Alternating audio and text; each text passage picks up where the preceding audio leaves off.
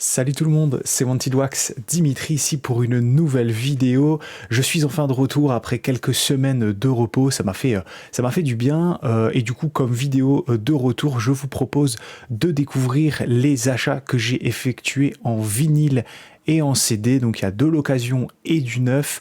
Au cours de ces dernières semaines, derniers mois, on va commencer par les vinyles, puis on terminera par les CD. Mais d'abord, petit générique.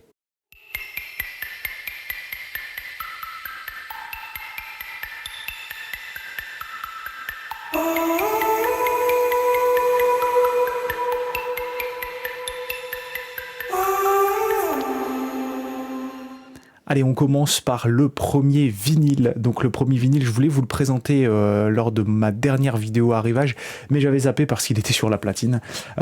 Beaucoup ont pris les volumes 1 et 2 de la série Senseiya. Et moi j'ai pris en fait sur ce label qui s'appelle Microids Record, et ben je suis allé prendre le Dragon Ball Z Best Collection. Voilà, je voulais un vinyle de DBZ avec les musiques emblématiques de ce dessin animé qui a bercé pas mal d'enfance dont la mienne. Voilà, donc c'est une belle sortie chez Microids Record qui avait déjà sorti à l'époque une version vinyle pour Dragon Ball. Là ils vont sortir Dragon Ball Super que je n'ai pas pris. Par contre, s'ils sortent Dragon Ball GT, je prendrai parce que j'avais adoré en fait. Moi, je faisais partie de ces peu de gens qui avaient aimé Dragon Ball GT. Donc je suis assez content. Par contre, attention au contenu de cet album Dragon Ball Z. Il s'agit effectivement de certaines chansons, mais aussi de pas mal de musique inspiré ou pour dédié à ce dessin animé. Donc si vous aimez le rock un peu japanique, et ben vous allez pouvoir aimer ce vinyle. Par contre, si vous cherchez les scores des musiques qui passent dans DBZ, ces fameuses musiques qui ont été reprises notamment par Kavinsky durant ces dernières années, eh ben vous n'allez pas les avoir. Vous allez avoir à l'intérieur le générique de DBZ en version japonaise, mais aussi par exemple We Got Our Powers, qui était l'un des titres majeurs qu'on entendait tous les mercredis au Club Dorothée. Donc voilà l'intérieur du Gatefold, donc c'est très sympa, et les deux vinyles sont de couleur orange comme les boules de cristal, avec au centre, je vous montre rapidement, avec au centre le macaron avec la boule de cristal numéro 4, pour celles et ceux qui connaissent ce fabuleux dessin animé qui a bercé tellement d'enfance. Alors, je ne vous laisse pas d'extrait, mais je vous recommande, si vous arrivez à la choper, ce double LP à bon prix, chopez-la, c'est sympa à avoir dans la collecte. Par contre, au prix de vente de départ, auquel moi j'ai payé, je crois que j'ai dû payer 47 €, ça ne les vaut pas, c'est beaucoup trop cher par rapport à ce que propose le contenu de ce double album. Allez, je vous propose maintenant de passer à une box, et pas des moindres, une box, l'une des bandes originales d'un des plus grands compositeurs de tous les temps, ne serait-ce que le plus grand pour beaucoup de gens, la personne de John Williams. On va parler d'une box qui est sortie l'année dernière chez Mondo en édition exclusive à l'occasion d'un espèce de Comic-Con, je pense que c'était celui de New York. Bonne nouvelle, c'est que vous allez pouvoir vous procurer cette box chez Mondo parce qu'ils ont ressorti une box pour tout le monde, donc ça c'est plutôt cool. Moi j'ai du coup la version exclusive. Il s'agit de la box de la BO de Superman. Voilà, Superman 1978, le film qui a changé l'histoire des films de super-héros, clairement. Donc c'est sorti chez Mondo. Je vais vous montrer ce qu'elle renferme. Donc voilà, lobby. Bonne nouvelle également, c'est qu'il va y avoir une box sur Batman. Vous voyez ici Coming Soon, box Batman 1989. Et je pense qu'ils vont utiliser la même chose que ce que renferme cette box. Donc c'est une box assez épaisse, comme vous le voyez ici. Et en fait, elle renferme tout simplement. Donc ça s'ouvre comme un bouquin. Voilà, je vous montre rapidement, ça s'ouvre comme ça. À l'intérieur, vous allez retrouver la fameuse bande originale de John Williams. Voilà, en version double LP. Donc je vais vous montrer, les vinyles sont dans une couleur, donc voilà, ça c'est un vinyle qui était déjà sorti chez Mondo que je ne possédais pas. Donc voilà pourquoi j'ai pris cette version, et vous allez voir aussi pourquoi. Donc je vous montre un vinyle sur les deux sont de la même couleur, voilà, un tricolore, les couleurs de Superman. Donc c'est assez sympa. Ça sonne vraiment très bien. Ça pour le coup, je j'ai été vachement étonné. Je m'attendais, hein, comme d'habitude chez Mondo, à de l'aléatoire niveau pressage, mais là c'était vraiment très très bon. Et donc à l'intérieur vous avez en fait un espace avec un comic book. Alors ça tombe bien parce que je suis aussi collectionneur de comics. Voilà, donc c'est le comic book de Superman 78. En fait il s'agit d'une histoire à l'époque de ce Superman là. Voilà, donc j'ai commencé, donc c'est tout en anglais, hein. Et donc les planches sont sympas. Voilà, donc c'est toujours cool d'avoir ça en version box avec des artworks alternatifs, voilà, c'est sympa je trouve. Donc content d'avoir cette box qui pour le coup était censée être vraiment très exclusive, mais là, bonne nouvelle, vous pouvez l'avoir. Donc voilà, c'était effectivement, voilà, c'était ici pour le New York Comic Con de l'an passé. Donc procurez-vous cette BO si vous l'avez pas, hein. Vous pouvez également vous procurer la version originale de Superman qui est tout aussi bien. Mais si vous voulez voilà, marquer le coup et avoir une édition un peu collector, celle-ci est vraiment top. Ça coûte quand même de l'argent. Donc voilà, si vraiment vous aimez le film comme moi, et si vous aimez cette compo de John Williams qui est quand même assez légendaire, je vous recommande cette belle box qui est maintenant disponible chez Mondo.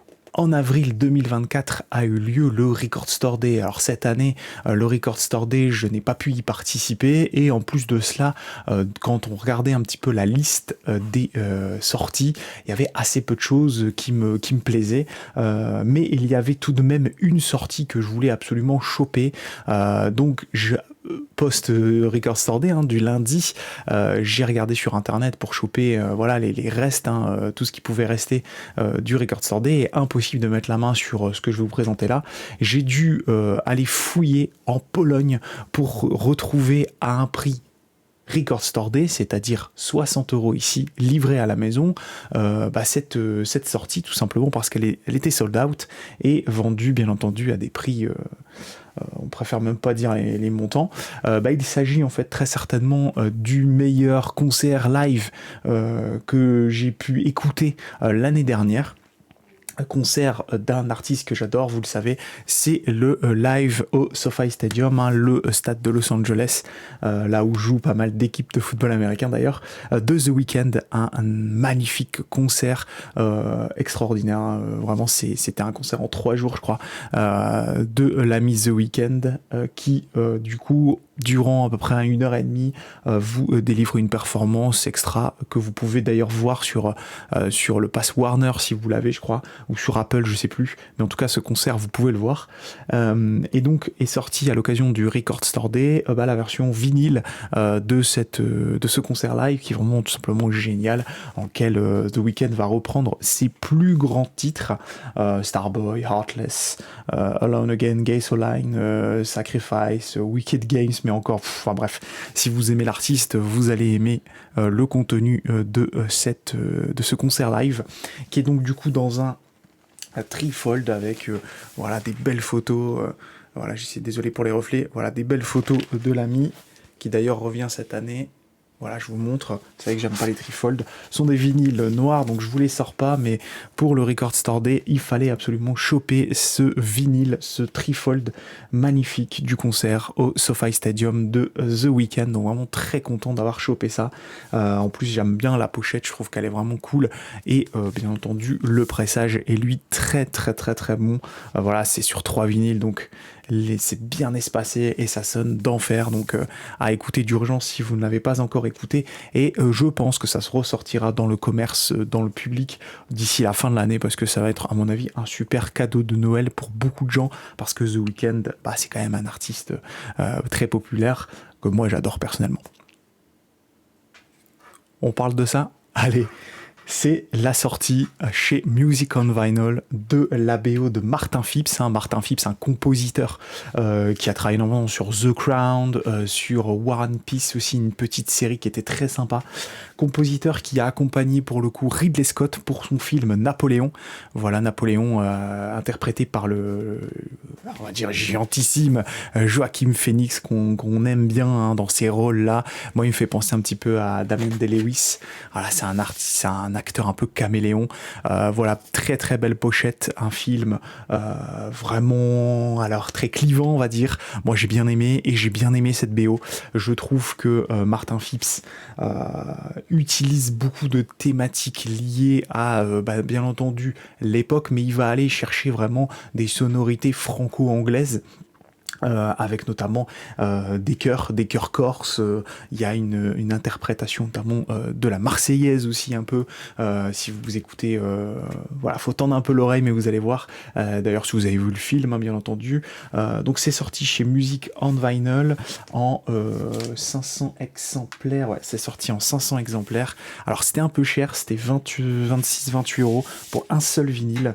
Par contre niveau impression, on est sur du mat mais très bien. À l'intérieur on va retrouver comme d'habitude des informations concernant les credits, une petite... alors elle est belle aussi cette pochette, elle aurait été aussi très sympa. Et le vinyle est quant à lui couleur bien entendu rouge, hein, Napoléon. Donc voilà, si vous n'avez pas vu le film, ça peut s'écouter, cette BO peut s'écouter vraiment sans avoir vu le film, mais bien entendu, si vous avez l'occasion de le voir, regardez-le, vous allez voir, hein, c'est un film qui a beaucoup fait couler d'encre, notamment sur... voilà, c'est soit on l'adore, soit on le déteste, mais je pense qu'il n'a pas du tout marché, ce Ridley Scott-là. On reparlera de Ridley Scott à la fin de la vidéo, mais voilà, je suis assez content quand même de pouvoir écouter cette BO de Napoléon que j'avais beaucoup aimé. Donc voilà, 500 exemplaires chez Music on Vinyl, je vais vous laisser un petit extrait.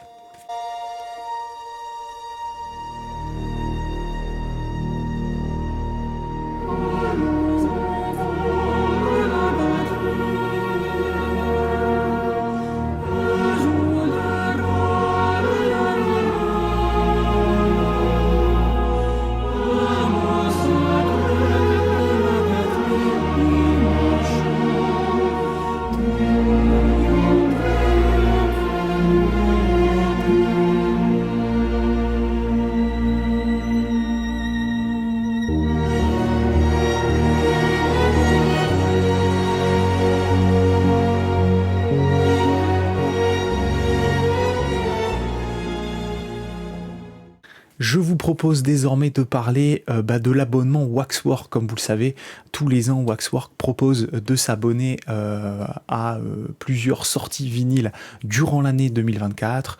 Voilà, on est couvert de goodies aussi, de choses de ce genre. D'ailleurs, je vais vous montrer, parce que je l'ai à disposition, le premier truc qu'on a reçu, c'était ce fameux calendrier sur 16 mois. Et donc, vous avez en fait un petit avantage quand vous recevez ce calendrier, c'est que vous avez à l'avance quelques sorties Waxwork à venir. Donc on va retrouver notamment ici Thanksgiving, qui est un super film d'horreur qui va sortir chez Waxwork. On va retrouver aussi The Last Man on Earth, toujours dans la collection Rob Zombie dont on va parler juste après. Également Rebel Moon, de Tom Holkenberg, que je ne vous conseille pas du tout de regarder, mais par contre niveau BO c'est sympa. Voilà, donc on a quelques informations voilà, sur les sorties, et notamment aussi quelques repress. Donc à l'intérieur, je vous montre ici par exemple ce Rebel Moon. Voilà, Rebel Moon ici. Donc il y a le mois de juillet, donc est-ce que ça sortira au mois de juillet, c'est la question. L'année dernière ça conforte, c'était pas vraiment ça. Mais voilà, Thanksgiving a été bien entendu positionné au mois de novembre. Voilà, c'est très sympa, donc ça j'ai hâte, parce que c'est un super film et une bonne BO.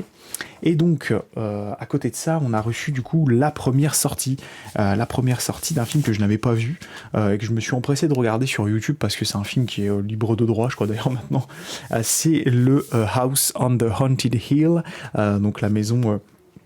sur la colline, je sais plus quel nom en français ils avaient donné, un film avec Vincent Price, qui est un très très bon acteur de l'époque, et le film est très sympa à regarder. Je trouve que l'idée est très originale. Voilà, c'est l'histoire d'un homme qui va proposer à des invités de venir dans son manoir passer la nuit, et bien entendu il va se passer des choses. Alors attention, c'est une très vieille BO, du coup il y a assez peu de musique. c'est beaucoup de dialogue en fait. C'est beaucoup de dialogue, mais ça amène une ambiance très particulière. C'est vraiment un vinyle à écouter au moment d'Halloween, je trouve. Donc voilà, moi je l'ai dans sa version du coup subscriber. Hein, donc vous avez à l'intérieur ici quelques informations que je n'ai pas encore lues d'ailleurs. Et donc les vinyles sont de couleurs différentes parce que quand vous êtes abonné, vous avez des couleurs différentes et vous recevez aussi en avance. D'ailleurs là, la prochaine sortie arrive, hein, c'est en cours. Donc voilà, vinyle bleu, encore une fois, c'est toujours très très sympa à regarder. Je vais vous montrer le second, qui est un vinyle, vert. Voilà, très sympa aussi, vous allez voir. Voilà, je l'avais partagé sur mon Instagram. Très beau disque, très bon pressage. Alors, je ne vais pas vous dire non, parce que c'est des dialogues, donc on n'entend pas les défauts. Est-ce qu'il faut l'acheter Est-ce que je l'aurais acheté tout seul? Je ne pense pas, mais par contre, ça fait partie, quand vous prenez un abonnement, du coup, vous découvrez des choses. Hein. Puis si vous n'aimez pas, vous revendez. Hein. Moi, j'ai plutôt bien aimé, je trouve que c'est une belle ambiance. Je l'ai écouté 2 fois, parce que c'est toujours très bizarre, mais on essaye de capter ce que racontent ces différents dialogues, les dialogues du film. Voilà, avec une belle pochette dans la collection Rob Zombie. Il y en a pas mal hein, chez Waxwork, donc je vous recommande d'y jeter une oreille, c'est plutôt rigolo. Allez, on va continuer sans transition, on va rester dans la BO, je vais poser ça là. Hop. Et on va s'intéresser alors plutôt à un animé, pareil c'est un vinyle que j'ai reçu il y a quelques semaines d'une série que j'ai mangé vraiment sur Netflix parce que j'aime beaucoup cet univers et je m'étais dit tiens, cet univers là en mode un peu animé japonais, pourquoi pas, et j'ai complètement adoré. Il s'agit de Cyberpunk's Edge Runner. Donc bien entendu on est dans l'univers cyberpunk et on y apporte au travers de cet animé un côté très japanisant encore une fois. Donc j'ai vraiment adoré, j'ai vraiment pas décroché du tout de la première saison. J'espère qu'il y en aura d'autres, je pense que oui. Donc c'est sorti chez Milan, je crois ce truc c'était chez Milan de souvenir.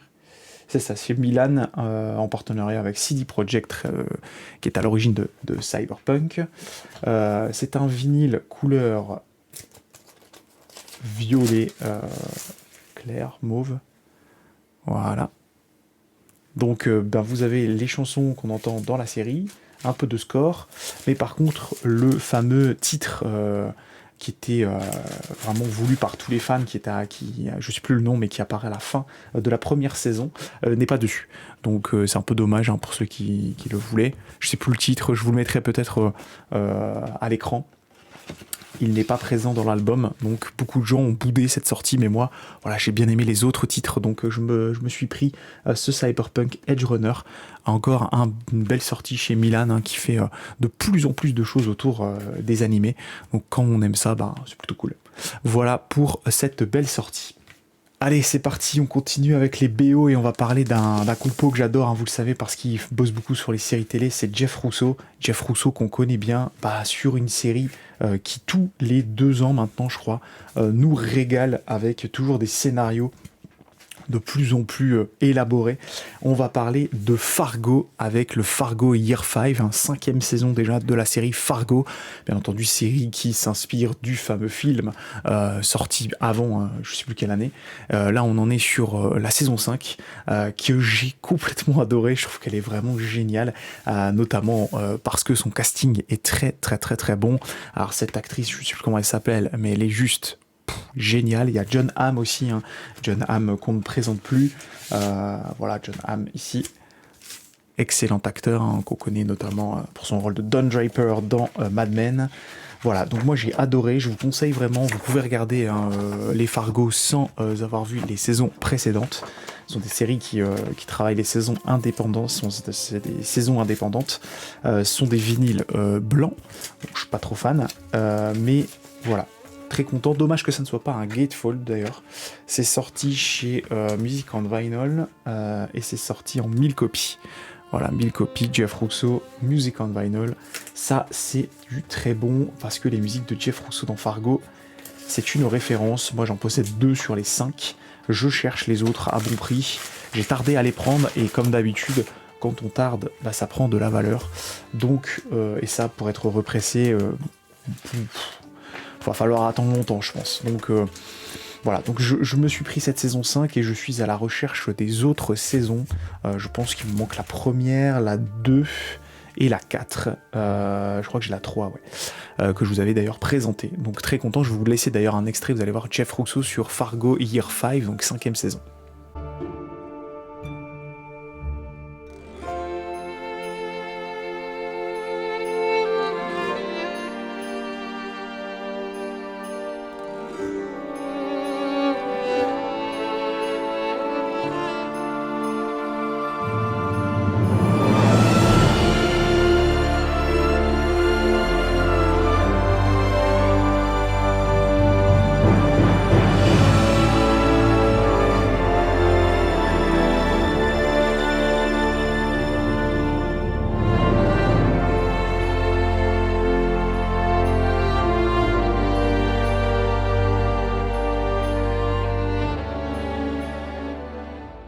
Allez, un petit peu de hip-hop avec une belle sortie, une très très belle sortie même, j'ai envie de dire.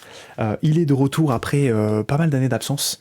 Je pense que ça faisait au moins 7-8 ans que l'ami Schoolboy Q, Schoolboy Q, on présente plus, alors qu'on présente plus. Si vous connaissez pas Schoolboy Q, vous avez manqué quelque chose parce que ce gars est juste génial. Donc c'est un album. Alors attention, c'est du hip-hop un peu gangsta quand même avec Schoolboy. Surtout sa voix qui est plutôt agressive. Schoolboy Q il tabasse vachement. Cet album il s'appelle Blue Lips. Alors Blue Lips, j'ai beaucoup aimé la traduction qu'il en a, qui en est fait en fait. Je trouve vraiment cet album qui est très concept, je le trouve bon. J'ai mis du temps, je vous avoue, j'ai dû l'écouter au moins 3 ou 4 fois avant de vraiment l'apprécier, et ça fait partie de ces albums, plus on les écoute, plus on les aime. Voilà, il y a des titres comme Thank God For Me, qu'est-ce que j'aime d'autre là-dedans, First aussi qui est pas mal, Time Killers, très bon. Donc c'est toujours chez TDE, qui était l'ex-label de Kendrick Lamar. Voilà, Blue Lips à écouter vraiment, et bien entendu les sous-pochettes sont très très belles. Voilà, c'est très très bien travaillé encore une fois chez Q. Donc ici, magnifique. Les vinyles bien entendu, ils sont pas verts, ils sont bleus. Voilà. Et la deuxième, je vais vous montrer quand même, c'est plutôt cool. Bon, voilà, cette vidéo risque d'être longue, mais c'est pas grave, vous la regardez en plusieurs fois. Voilà. Et ici, les minots. Donc très très content de choper ce nouvel album. On l'attendait, vraiment, un retour en forme de Schoolboy Q après son fameux album sorti, alors je sais plus comment il s'appelle déjà, enfin bref, il a une cagoule blanche, je vous mettrai l'image, je sais plus, j'ai oublié à chaque fois le nom, mais voilà, c'était un album de référence, et du coup très content d'avoir chopé ce Blue Lips, nouvel album solo de Schoolboy Q. Allez, on retourne au BO, on va mélanger aujourd'hui, et j'ai chopé pour un peu plus de 8€. Je fais comme l'ami Mr. Blu-ray Vinyl. Moi aussi, je récupère au fur et à mesure les James Bond en BO, et j'ai commencé par View to Kill, avec le fameux titre de Duran Duran. J'ai beaucoup aimé celui-ci, donc moi je les prends dans l'ordre finalement de préférence BO, bien entendu. Les BO de John Barry ne se ressemblent pas tous sur les James Bond, mais moi j'aime aussi ceux qui ont fait, enfin les autres compositeurs qui ont fait les James Bond. Je pense notamment à Michael Kamen, qui a fait vraiment un truc incroyable sur son James Bond. Voilà, c'est sorti chez Parlophone, EMI. Voilà, je crois que c'est un pressage hollandais ça.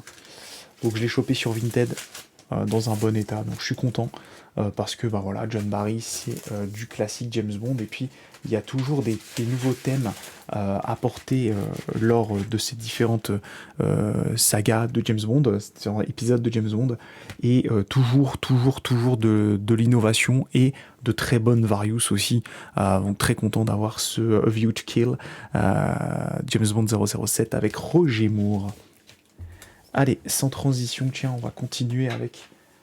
et là, je salue, après avoir salué Mr. Blu-ray Vinyl, je salue Meteora89 avec moi aussi, je l'ai pris bien entendu, ce best-of, cette compilation des meilleurs titres de Linkin Park, Paper Cuts. Je vous invite bien entendu, si vous voulez en savoir plus sur Linkin Park en général et sur tout ce qu'ont fait le groupe, allez vous abonner à la chaîne de Meteora 89. Donc moi j'avais rien de Linkin Park, donc c'est parfait. C'est parfait, et je l'ai pris aussi parce qu'il y a mon titre préféré qui est Castle of Glass de Linkin Park, hein, j'adore ce titre. Donc c'est la version noire que j'ai prise, voilà, classique, ça sonne d'enfer, c'est cool d'avoir ça. Bien entendu, j'aimerais avoir les albums en indépendant, mais voilà, pour le moment, cette compilation fera l'affaire. Très content, ça sonne bien, voilà, la pochette, elle est cool, je l'attendais un peu moins fluo, mais c'est pas mal. Et puis, bah, c'est cool du Linkin Park, enfin, que je rentre dans ma collecte. Et très content, il manque bien entendu quelques titres, mais bon, c'est pas grave, on va pas se plaindre. C'est tellement bon d'avoir ça pour en plus pas très cher, hein, pour 35 €, même pas, je crois, je sais plus. On peut avoir le best of Linkin Park. Bah, on va pas se priver, donc très content de rentrer ça également dans la collecte. Allez, on enchaîne avec un album qui vous a été aussi présenté par certains de mes confrères. Je pense notamment à Jérém Vinyl. Voilà, je le salue, ça y est, c'est à ton tour, Jérém. J'espère que tu vas bien et que tu nous gâtes toujours autant avec de tes belles vidéos. Moi aussi, j'ai pris le Heaven XL de Sum 41. Voilà, Sum 41, c'est quand même une sacré souvenir pour moi, qui fait partie de ce que j'appelle couramment auprès des copains qui ont à peu près le même âge que moi, la génération American Pie. Je vois. Parce que beaucoup d'entre nous ont découvert Sum 41 grâce au soundtrack d'American Pie. Bah moi c'est mon cas, c'est comme ça que je les ai découverts. Et cet album, ultime album, hein, du groupe, je m'attendais... Allez, j'espérais pas grand chose. Et quand j'ai démarré l'album et que je me suis pris dans la face le Landmines, je me suis dit, mais waouh, je suis retourné dans mon adolescence et dans cette période où les Various d'American Pie 1, d'American Pie 2 ou même du 3 passaient en boucle. Donc je me suis pris pour cet album la version black, donc je vous sors pas les disques. Je suis extrêmement content parce que y a rien acheté quasiment. Alors la seconde partie est un peu moins bien que la première, mais voilà, quasiment rien acheté. Il est bon cet album de Sum 41, ça fait du bien d'écouter du rock des années 2000. Voilà, c'est ça qu'on veut aussi quand on a un peu plus de 30 ans, bah, c'est de pouvoir replonger là-dedans. Ils font ce qui marche, hein, ils font du Sum 41, et donc bah, moi ça me plaît bien. Bien entendu, on pourrait dire que ça se ressemble un peu tout le temps, mais bon, il y a des groupes qui font pareil, hein, je pense à AC/DC par exemple, qui fait tout le temps la même chose. Bah c'est pas grave en fait, en soi, ça amène toujours un petit peu de nostalgie, et c'est ça aussi qui fonctionne dans la musique. Donc très content d'avoir chopé cet album de Sum 41. C'est pas mon premier, hein, de Sum 41. J'en ai déjà 2 ou 3 du groupe. J'aimerais bien le premier album de Sum 41 qui est beaucoup plus brut, hein, un peu comme Blink finalement. Mais voilà, très content d'avoir ce dernier album Heaven XL de Sum 41.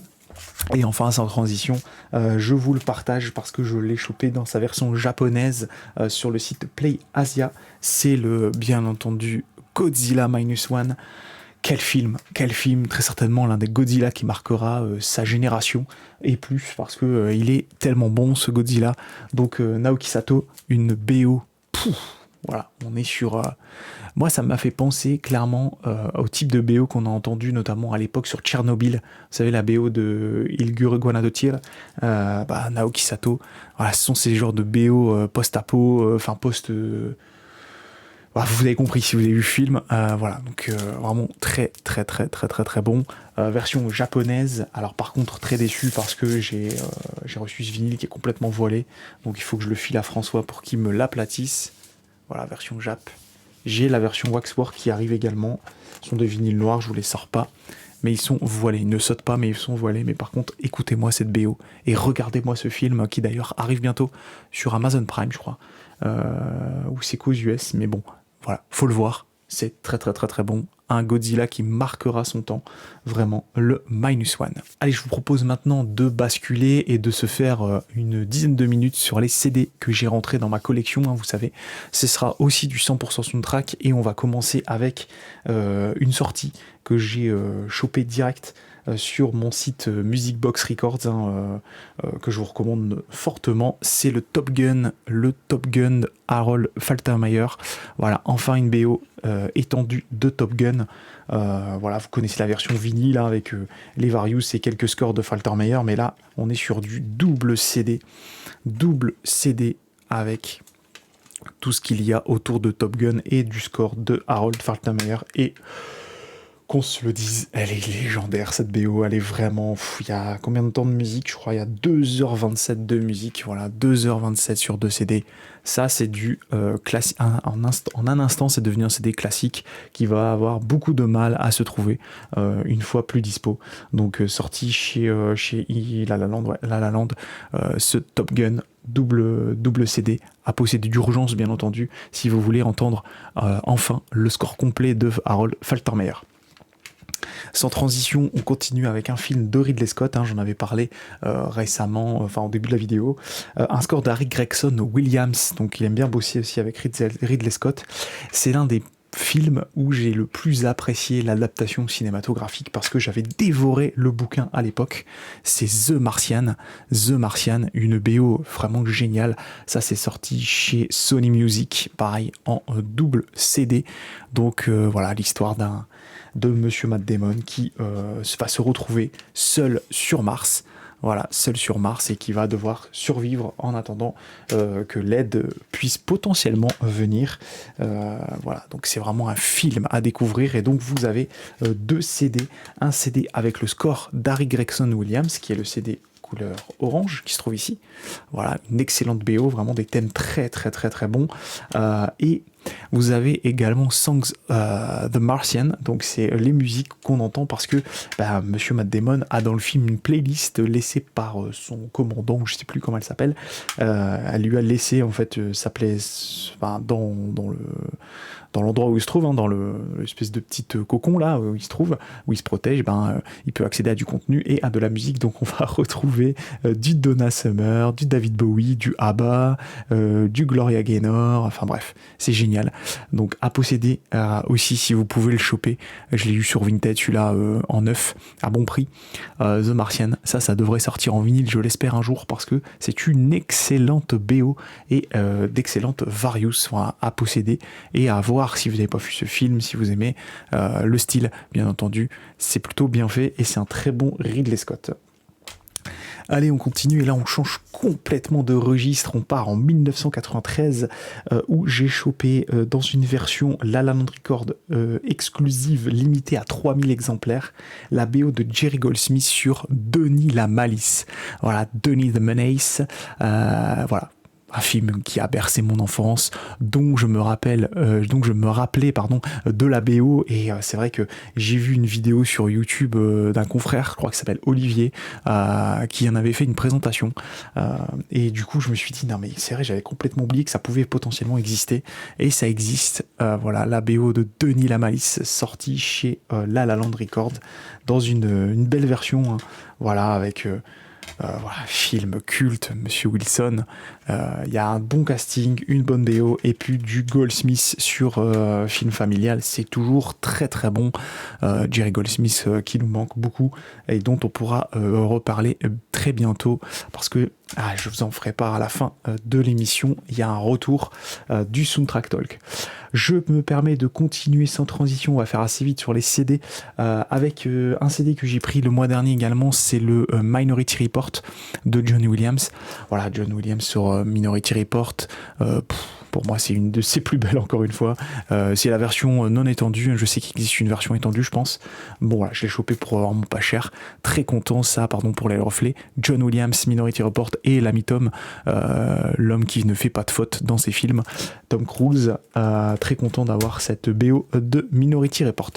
Et on va finir avec 1, 2, 3, 4, 5, 6, 7, 8 CD que j'ai chopé, hein, donc j'ai pris le full set direct parce que j'attends les versions vinyle noir, pas les pictures. Et puis les versions des derniers sont trop chères, donc j'ai pris en attendant, mais content de les avoir, les Harry Potter. Voilà, tous les Harry Potter que j'ai chopé sur Vinted pour 40€ livrés à la maison. Donc bien entendu, le premier à John Williams, voilà. Harry Potter à l'école des sorciers, double CD avec un CD-ROM. Voilà, CD-ROM, si vous faites pas attention, bah, vous le mettez dans vos lecteurs CD, ça va vous diffuser le thème d'Harry Potter, mais si vous le mettez dans un ordinateur, vous allez pouvoir télécharger des fonds d'écran. C'est génial. Ça a pris un sacré coup de vieux. On a l'impression que c'était un autre monde, mais voilà. Il y a des game previews, il y a des choses sympas. Donc Harry Potter, le premier. Le second, ici, pareil, avec un CD-ROM, La Chambre des Secrets. Chamber of Secrets, mon Harry Potter préféré pour le coup. Voilà, donc autant également une belle version, toujours John Williams. Le troisième, qui est souvent la BO préférée des fans, Le Prisonnier d'Azkaban. Voilà, John Williams toujours. Voilà. Pareil, toujours pas de version étendue sur ça. Il y a un coffret qui existe en CD. Mais bon, pour le moment, je me prends ça. Ensuite, le 4, on en est sur La Coupe de Feu. Voilà, ici, avec un score de Nicolas Hooper. Donc là, ça a un peu fait décrier. Hein. Je vous montre pas le 4, je suis bête. Nicolas Hooper, c'est après. Excusez-moi. Patrick Doyle, c'est ça, je me disais bien, c'est bizarre. Voilà. Donc la BO du 4, Patrick Doyle, pardon, excusez-moi pour l'erreur.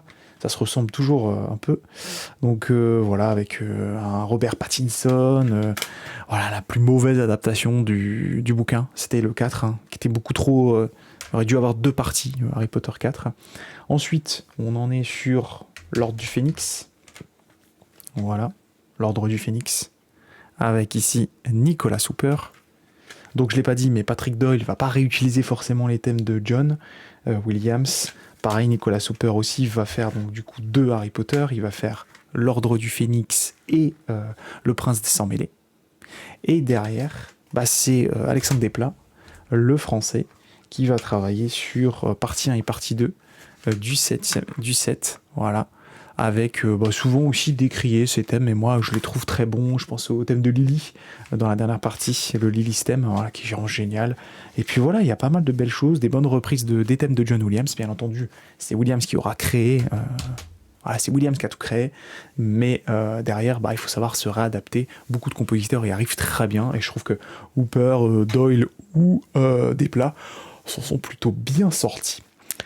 Voilà, c'est tout pour ces nombreux achats et arrivages. Je suis très content de revenir sur YouTube pour pouvoir vous échanger encore toute cette passion vinyle, CD, et puis faire des vidéos spéciales, tout ça. Donc on reprend progressivement les habitudes sur la chaîne, avec notamment des interviews qui arrivent bientôt, des émissions spéciales.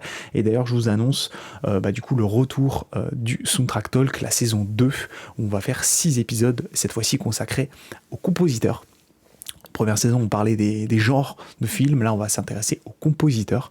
Le premier épisode sera consacré à lui. Voilà, lui, John Williams. On va parler en live, bien entendu. Je vous annonce très bientôt la date de l'ami John, à émission 100% dédiée à John Williams. Donc, si vous aimez John Williams de près, de loin, si vous ne l'aimez pas même, venez. J'espère que vous pourrez venir assister à l'émission. Il y aura des invités, bien entendu. On pourra échanger ensemble sur les compositions de John Williams. On parlera également de Hans Zimmer. Ça, j'ai hâte d'en parler, de Jerry Goldsmith, James Horner. Ensuite, j'ai choisi Miyazaki. Donc Miyazaki, c'est Joe Hisaishi, pardon. Donc Joe Hisaishi, voilà, donc des compositeurs vraiment très connus dont il y a matière à parler. Voilà, donc moi, je vous souhaite bien entendu un excellent week-end et je vous dis à très bientôt. Salut tout le monde, ciao.